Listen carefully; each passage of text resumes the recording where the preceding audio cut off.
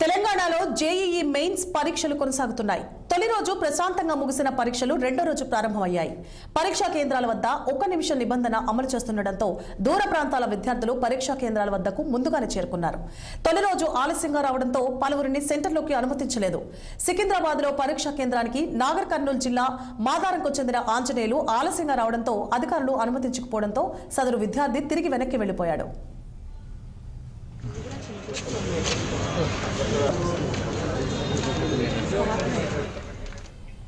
విద్యా సంస్థల్లో ప్రవేశానికి నిర్వహించే ఈ పరీక్షలకు దేశవ్యాప్తంగా 14 లక్షల మంది హాజరవుతున్నారు. ఈ నెలాఖరు వరకు ఆన్లైన్ విధానంలో ఈ పరీక్షలు జరుగుతాయి. తొలి రోజున ఉదయం 9 గంటలకు ప్రారంభమైన తొలి విడత పరీక్ష మధ్యాహ్నం 12 గంటలకు ముగిసింది. రెండో విడత మధ్యాహ్నం 3 గంటల నుంచి సాయంత్రం 6 గంటల వరకు కొనసాగనుంది.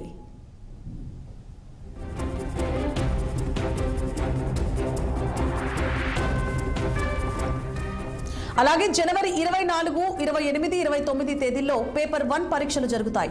జనవరి 30న బీఆర్కి బి ప్లానింగ్ సీట్లకై పేపర్ 2 పరీక్ష ఉంటుంది. ఒక్క తెలుగు రాష్ట్రాల నుంచే 1,50,000 మంది ఈ పరీక్షలకు హాజరవుతున్నారు. ఇక మే 18న అడ్వాన్స్ పరీక్ష ఉంటుంది. జేఈఈ మెయిన్స్ లో కనీస అర్హత సాధిస్తేనే జేఈఈ అడ్వాన్స్ రాసేందుకు వీలుంటుంది.